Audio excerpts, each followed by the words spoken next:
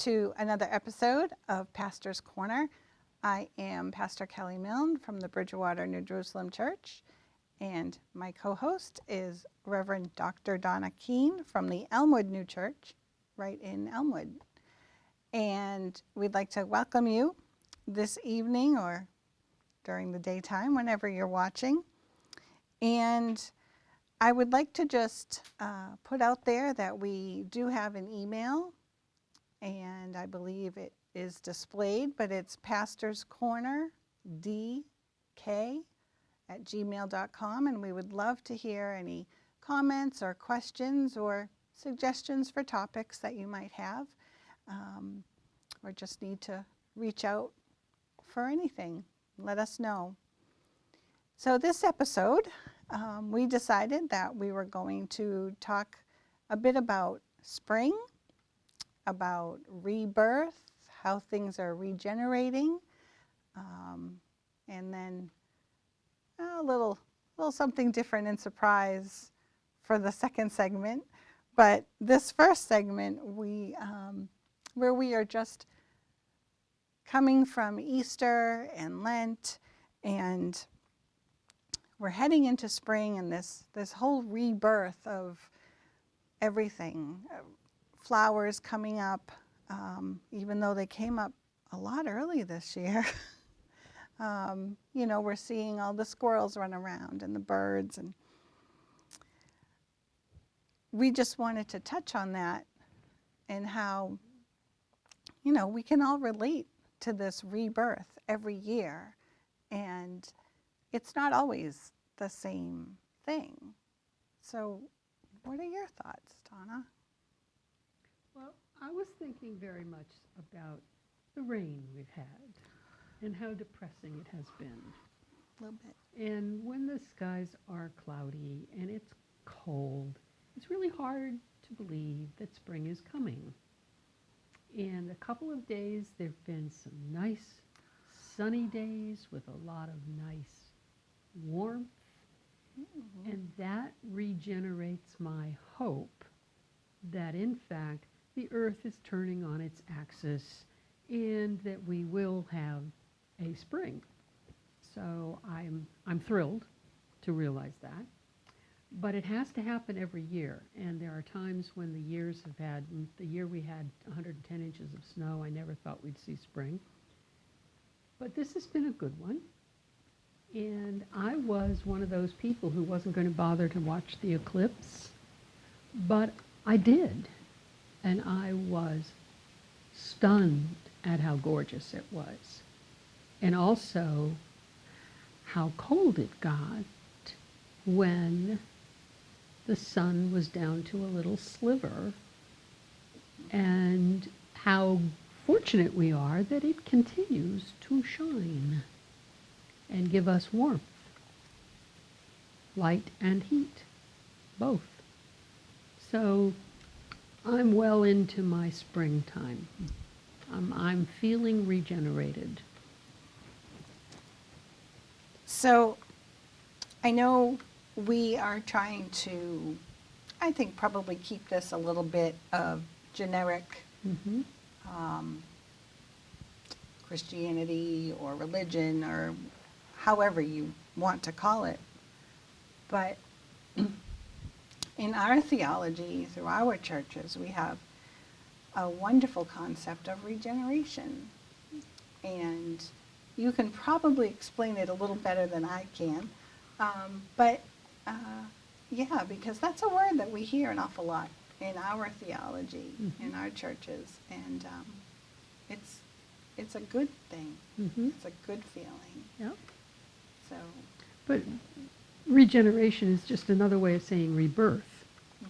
And one of the things that happens in spring that I am fascinated with is there can be snow on the ground, and my sister's pansies come up.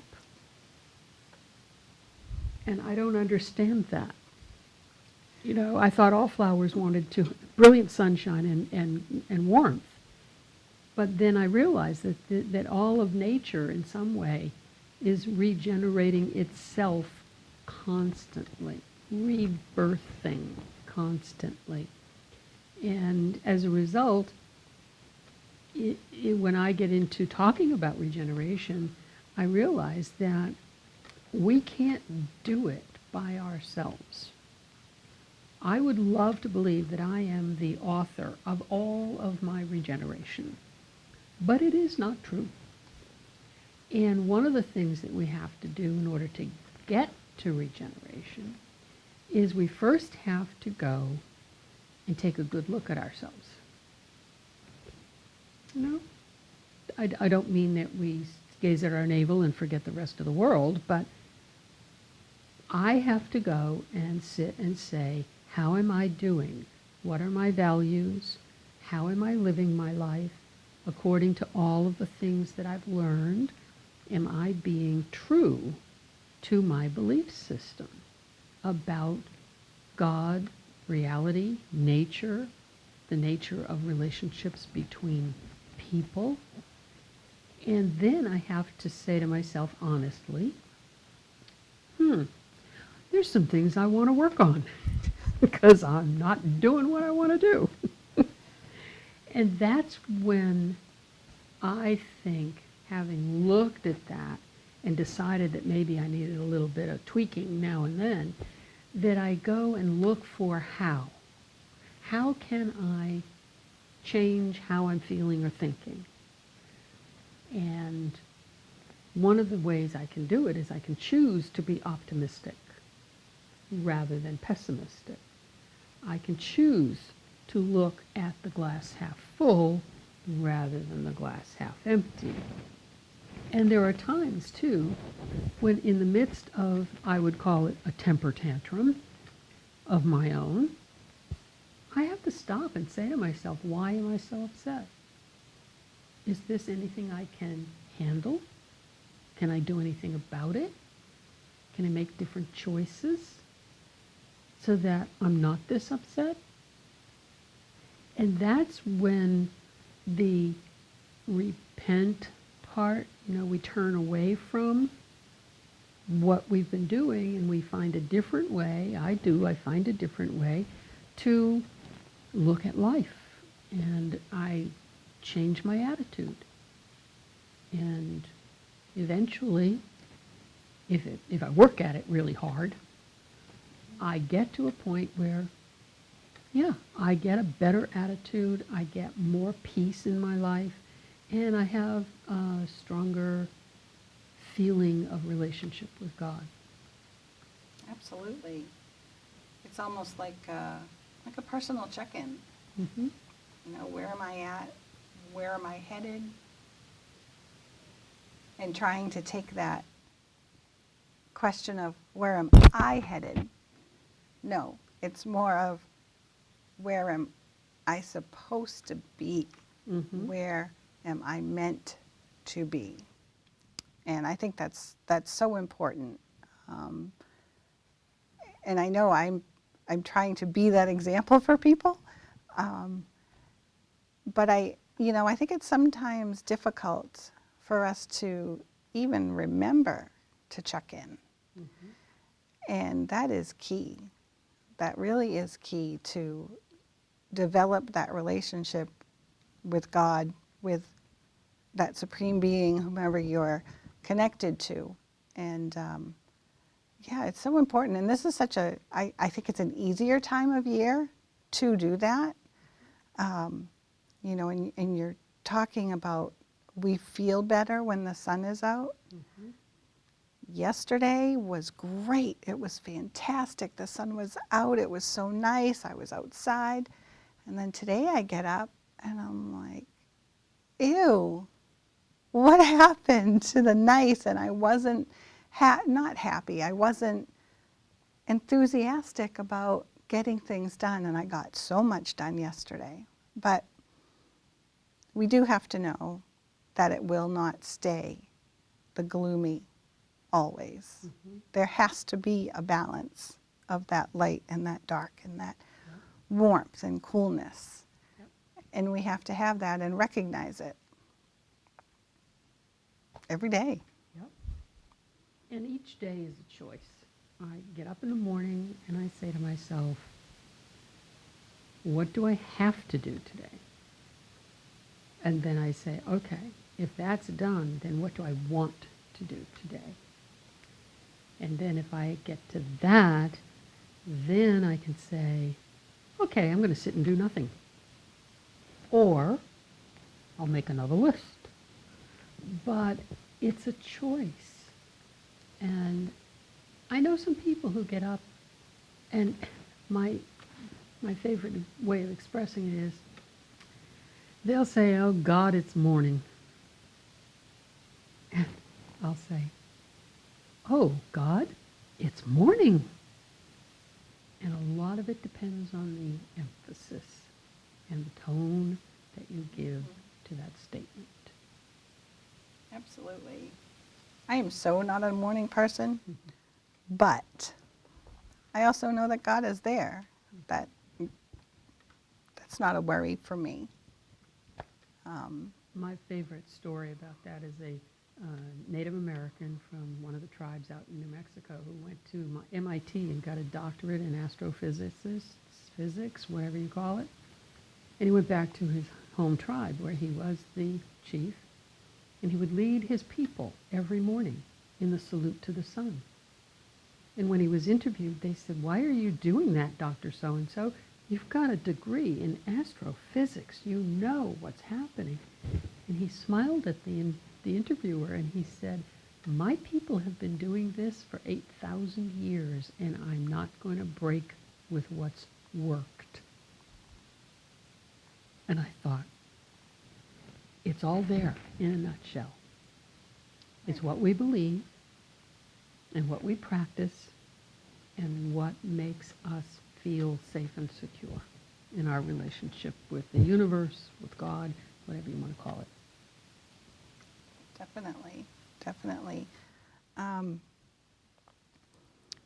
know I try to, at least during Lent this year, we were really working on not giving something up, but I put up sets of words for each week to focus on, whether it was charity or joy or laughter. And it was to prompt my congregation to become closer to God, to pray.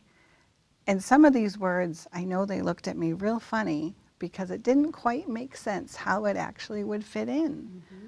But then at the end of the week and we checked in, you know, I'm hopeful that maybe it was that, just that little push that they needed to get into a deeper relationship. Mm-hmm. And that is just, that's so important, you know, and teaching our young people too. I know church is not the norm so much these days, and I know it's hard to get kids to Sunday school, to church and whatnot, but there's still a way to get that base in them so that they can get through the world, you know, and all of that stuff. So this is a prime time for us to take a break, and we will be back in just a minute.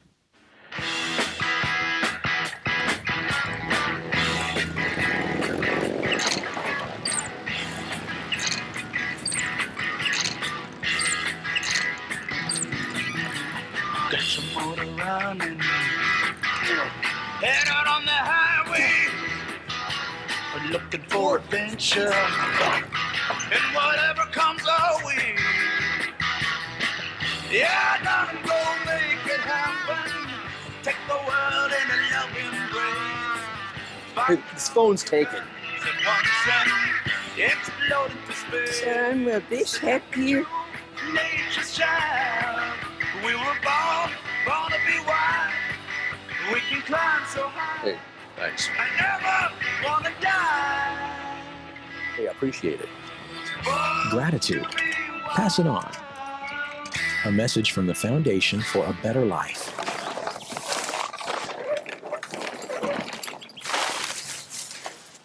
Hey, check it out.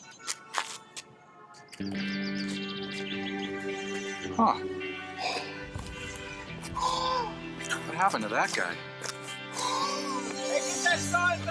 You're not alone. Together we stand. I'll be by your side. You know I'll take your hand.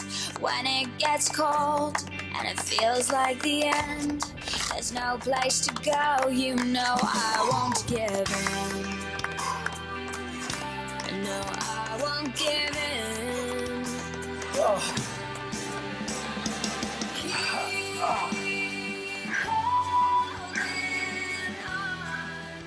Cause you know I'll make it through, I'll make it through.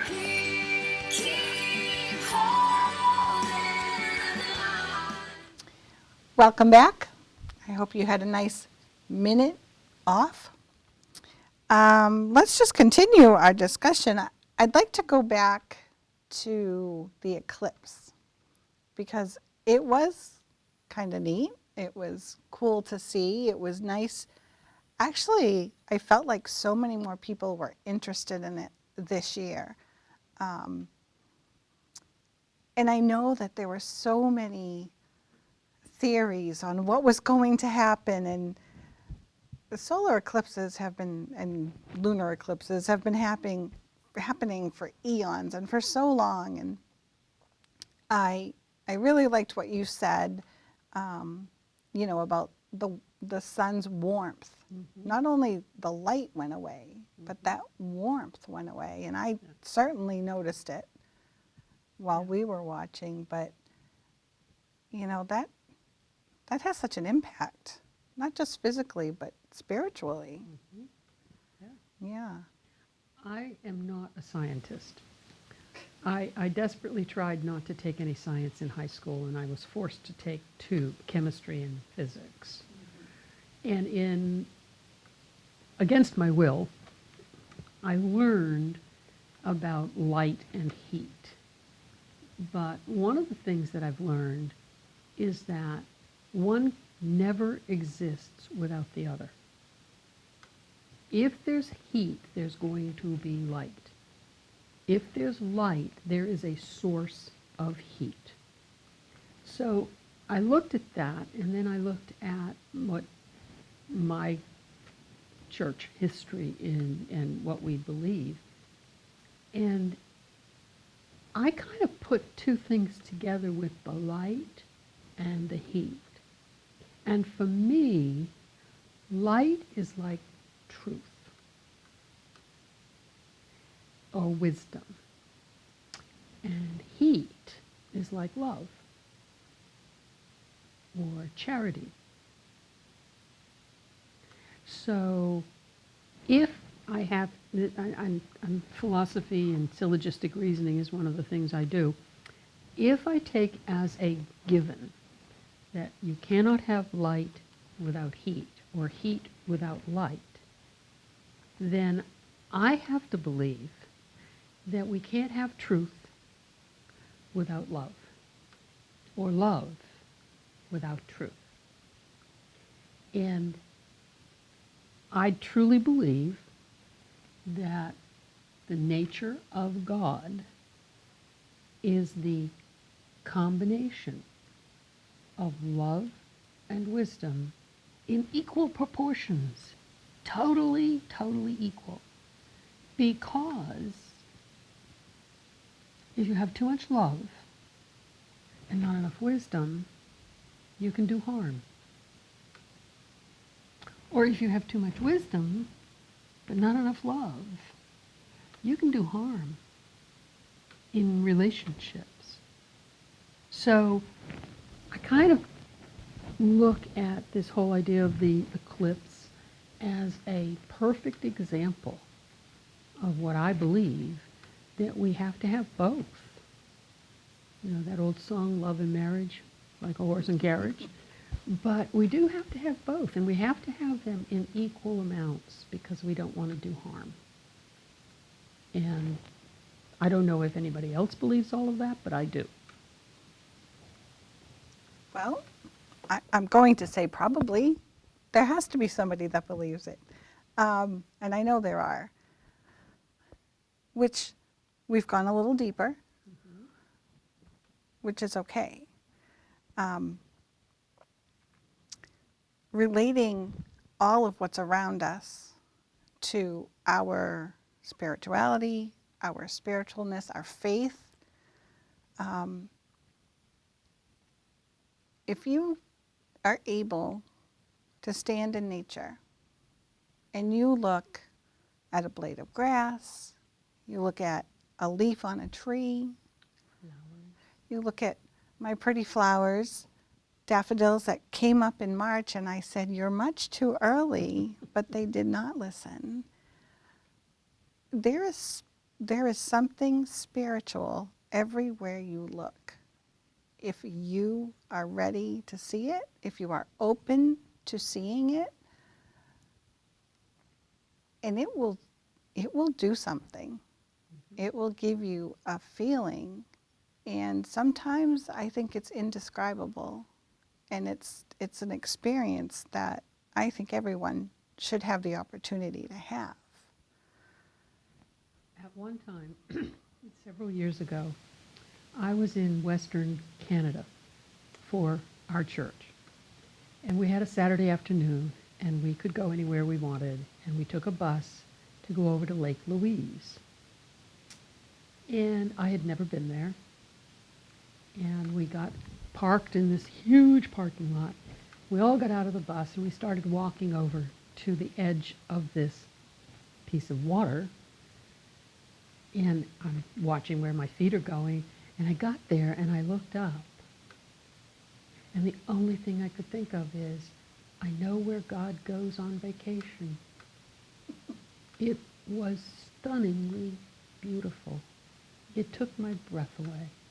The glaciers come right down to the water. And it was like nothing else I'd ever seen in nature. So yeah, I think we respond to our natural state of things very, very viscerally in many instances. I know people who could care less about going to the beach, but they'll go on top of a mountain any day of the week. Or people who can't stand nature, but they will find a place in their life. I asked one of my clients to meditate on a place where he had had that experience, and he immediately knew exactly where it was. And he knew that he could go to that space no matter what was happening in his life and find some peace. So, yeah, I think nature is very important to all of us. We just rush around so often, and we stay so task-oriented that we forget to notice what's around us. Yeah, we need to slow down. Mm-hmm. We do need to slow down. I actually, just for a course I'm taking, just finished writing up how we need to slow down, because our topic was the Sabbath, or having 24 hours of Sabbath, or of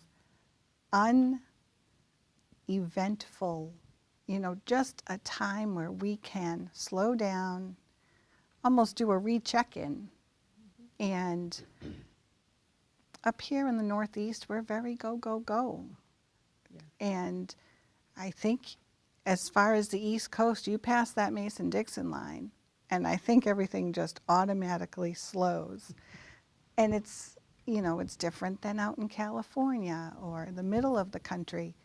But up here in the Northeast especially, or maybe it's just Massachusetts, I don't know, but we're fast, we go. We have to take the time. I may not be of popular opinion to say that I miss when Sundays were family days, mm-hmm. or quiet days. And we need to find that. I miss the blue laws. I see no reason why all of these places should be open on Sunday. So I'm not alone. No. Good. That's good to know. And it's good to know that you're not alone. We all have the ability to have a faith, mm-hmm. in higher being, in God, whatever you happen, mm-hmm. to call it. But it is important to have a faith. and to believe. And it's important to work at it. Mhm. It doesn't happen, spontaneously. It's something that has to be looked for and worked on.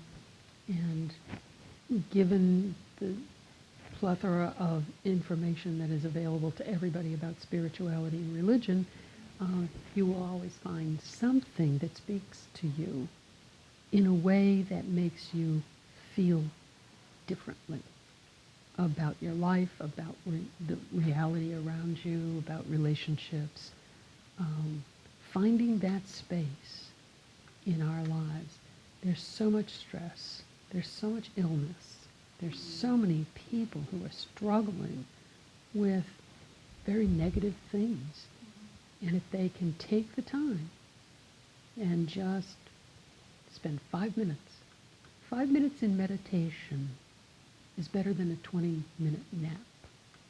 They've proven that. So I like to teach people. Maybe we can do that the next time. Teach people how to meditate if they're interested. Right. Because there's different forms of it. Not everything works with everybody. But it's definitely something that has to be worked at to get that peace of mind. Absolutely. Absolutely. And I think that goes for our purpose, goes to the purpose of us being here, We're here to support each other, but we're here to do good. We are here to do good things for others, for ourselves. And that's another thing, we need to also take ourselves into account when we're slowing down and taking that time.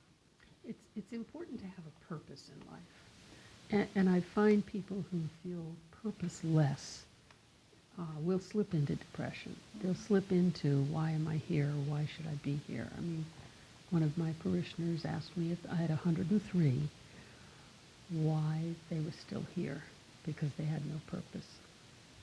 And I had to say, I'm sorry, but you don't know that. You don't know how many people you are affecting every day that you are here at 103. You may feel like you're purposeless, but they're feeling good. Yeah, I truly believe that we all have a purpose. And, how can we not? Yeah. How can we not? Even if you go into the grocery store and you just say hi to someone, that could be just the one thing that they needed for the day. Yeah. So I make a point of always saying hi to the person who is mindlessly checking my groceries out. And then I'll look around the shield and go, hi, and they get very startled. They don't expect it. right. But you're trying to make connection with another human being. Yeah. And that's what we're all about. That's We're not what we're- supposed to live in isolation. Right. Right. So that's a great segue to reach out to us through our email. Send us some comments or some questions, topics. We'd love to listen to you and hear what you have to say. And that about wraps it up for today. So we've covered quite a bit today. I hope that you have enjoyed what we've said and Maybe learned a little bit. maybe learned something. Heavens. What a purpose. What a purpose. So let's hope you have a great week ahead, and we'll see you soon. Thank you.